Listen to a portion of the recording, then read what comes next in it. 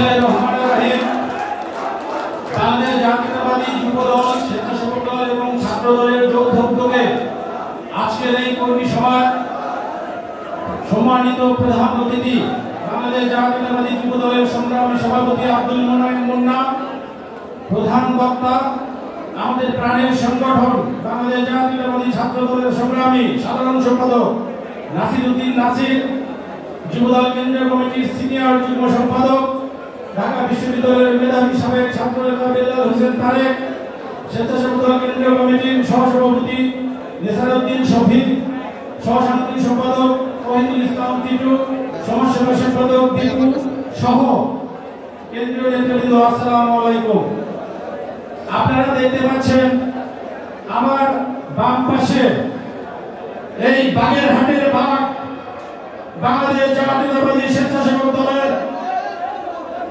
সাধারণ সম্পাদক শহীদ তানুর স্ত্রী দেখতে পাচ্ছেন। আমার ডান পাশে দেখতে পাচ্ছেন ছাত্র দলের কেন্দ্রীয় কমিটির সহসাধারণ সম্পাদক, যার বাবাকে আজ থেকে 10-12 বছর আগে কুপিয়ে আওয়ামী সন্ত্রাসীরা হত্যা করেছিল। আমি এই দুই সহযোদ্ধা বোনকে পাশে রেখে বক্তব্য দিতে পেরে নিজেকে ধন্য মনে করছি। প্রিয় বন্ধুরা, ঢাকা থেকে এর আগে বরিশালে প্রোগ্রামে গিয়েছিলাম। ঢাকার অবস্থা হচ্ছে, ঢাকার ধানমন্ডির 32 নম্বর বাড়ি জনতা গুড়িয়ে দিয়েছে। ঢাকা পার হয়ে ফরিদপুরে যখন আসলাম তখন দেখলাম ফরিদপুরের এক ফাটাকেষ্ট আছে শয়তান নিক্সন। ফরিদপুরের মাটি থেকে কোথায় যে পালিয়ে গেছে তাকে আর খুঁজে পাওয়া যায় না। তারপর বরিশাল গেলাম, বরিশাল যে দেখলাম আর দুই সন্ত্রাসী আবুল হাসনাত আব্দুল্লাহ এবং তার সন্তান সাদেক আব্দুল্লাহ। বরিশালের প্রতি ইঞ্চি মাটিতে তাদের কোনো চিহ্ন নেই। বরিশালের প্রোগ্রাম শেষ করে গেলাম খুলনাতে। খুলনাতে যে দেখলাম আরেক দুই সন্ত্রাসী আছে, শেখ সোহেল এবং শেখ জুয়েল। খুলনা গলিতে গলিতে ঘুরলাম, কোথাও নাই জুয়েল সোহেল, খুলনার মাটি থেকে পালিয়ে গিয়েছে। সর্বশেষ এসে পৌঁছালাম বাগেরহাটে। বাগেরহাটে কে যেন ছিল, মনে আছে? বাগেরহাটে কে ছিল? শেখ হেলাল সাহেব এবং তার ছেলে তন্মা চোরের মতো বাগেরহাট থেকে পালিয়ে গিয়েছে। এইটা তো গেল, কি বলবো, এরা হচ্ছে ছাপোষা।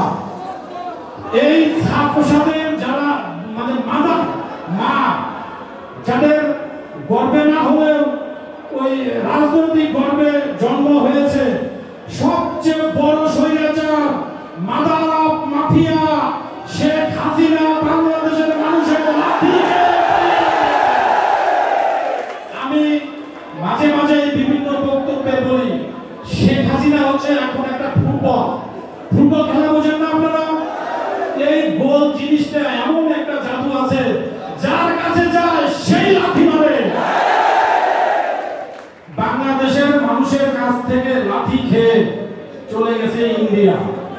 ইন্ডিয়ার সকল রাজনৈতিক দল ফুসফুস করতেছে যে এই শয়তানকে কিভাবে ইন্ডিয়া থেকে তাড়িয়ে দেয়। সেই জন্য বিজেপি সহ অন্যান্য বিরোধী দল ঐকান্তিক ভাবে চেষ্টা করছে প্রথমে আমেরিকা যাওয়ার জন্য। আমেরিকা সরকার বলেছে যে না, এই মাল আর আমরা নেব না। এই শয়তান খুনি ভারতীয় দূতাবাস তাকে চেষ্টা করেছে লন্ডনে যাওয়ার জন্য। লন্ডন দূতাবাস স্পষ্ট করে বলে দিয়েছে, লন্ডনের মাটি কোনো মানবাধিকার লঙ্ঘনকারী খুনি হবে না।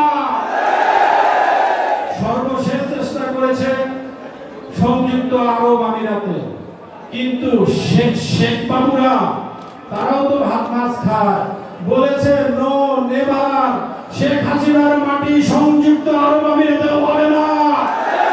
ওই যে প্রথমে যে কথাটা বলছিলাম না, এই মহিলা যেখানে যে দেশে যেতে যাচ্ছে সেই দেশের মানুষই তাকে লাথি মেরে সরিয়ে দিচ্ছে।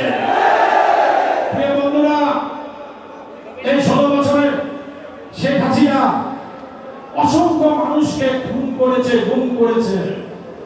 ঢাকার রাজপথে ছাত্র জনতাকে হত্যা করেছে। ছাত্র দলের 100 অধিক, মনে হয় 114-15 জন ছাত্র নেতাকে হত্যা করেছে। বিএনপি, যুব দলের, স্বেচ্ছাসেবক দলের 300 অধিক নেতাকর্মীকে হত্যা করেছে। এই যে এত নেতাকর্মী হত্যা করে এই ফেরাউন মহিলার মধ্যে বিন্দু মাত্র কোনো অনুশোচনা নাই। বিশ্বাস করেন, ঢাকার রাজপথে সন্তান তুল্য, ভাই তুল্য, 1-2 জন মরলেই তো আমাদের রাতে ভাত খাওয়া হয় না, বুকটা হাহাকার করে ওঠে। সেখানে হাজার হাজার জনতাকে খুন করে শেখ হাসিনা কিভাবে এখনো স্বাভাবিক অবস্থায় থাকে? প্রিয় বন্ধুরা, বিশেষ ট্রাইব্যুনাল গঠন করা হয়েছে। বিশেষ ট্রাইব্যুনালে শেখ হাসিনা এবং তার দোসরদের ধরে নিয়ে এসে বিচার করা হবে। প্রিয় বন্ধুরা, এই বাগেরহাটে আওয়ামী সন্ত্রাসীরা আমাদের স্বেচ্ছাসেবক দল নেতা তারুকে হত্যা করেছে। তারুকে হত্যা করে যদি আওয়ামী সন্ত্রাসীরা মনে করে এই বাংলাদেশটা নিরাপদ, আমি স্পষ্টভাবে বলে দিতে চাই, নো নেভার।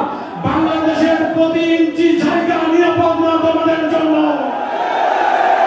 প্রিয় বন্ধুরা, আমি আমার বক্তব্য আর দীর্ঘায়িত করবো না, কারণ প্লিজ। মহামতি প্লেটো, দার্শনিক, উনি বলেছিলেন যে অনিয়ন্ত্রিত আমলা একটি দেশের জন্য খুবই ক্ষতিকর। আপনারা একটু লক্ষ্য করে দেখেন যে বর্তমানে এই যে অন্তর্বর্তীকালীন সরকার, কেন 2 মাসের বেশি হয়ে গেছে, তারা এখনো কোনো কিছু বুঝিয়ে উঠতে পারতেছে না। তাদের সমস্যাটা কোথায় আমি জানি না। আমি বলতে চাই, অবিলম্বে প্রয়োজনীয় সংস্কার শেষ করে দ্রুত সুষ্ঠু নির্বাচনের ব্যবস্থা করেন। নির্বাচনের ব্যবস্থা করাটাই হচ্ছে আপনাদের প্রধান কাজ। যদি তা না করেন, যদি মনের ভিতর শয়তানি থাকে, তাহলে বলে দিতে চাই, বাংলাদেশের শহীদ প্রেসিডেন্ট জিয়াউর রহমানের আদর্শের সৈনিকরা আপনাদের বিরুদ্ধে রাজপথে আন্দোলন করে তুলবে। আরেকটি কথা, শেষ কথা, আমাদের অভিভাবক, সাংগঠনিক অভিভাবক দেশনায়ক জনাব তারেক রহমানের নামে দায়ের করা সকল মিথ্যা মামলা আগামী কয়েকদিনের মধ্যে প্রত্যাহার করতে হবে। এই মামলাগুলো শেখ হাসিনা তৎকালীন অসাংবিধানিক সরকার মঈনুদ্দিন ফখরুদ্দিন দায়ের করেছিল। কাজেই এই মামলা প্রত্যাহার করে সসম্মানে তারেক রহমানকে বাংলাদেশে ফিরিয়ে আনতে হবে। অন্যথায় তারেক রহমানকে নিয়ে যদি কোনো ষড়যন্ত্র করা, তাদের কালো হাত ভেঙে দেওয়া হবে। আমি আমার বক্তব্য দীর্ঘায়িত করবো না। আপনারা ঐক্যবদ্ধ থাকুন, ঐক্যবদ্ধ থাকতে হবে, ভালো থাকতে হবে, সাধারণ মানুষের সাথে মিশতে হবে, তাদের মতামত নিয়ে দল চালাতে হবে। সাধারণ মানুষ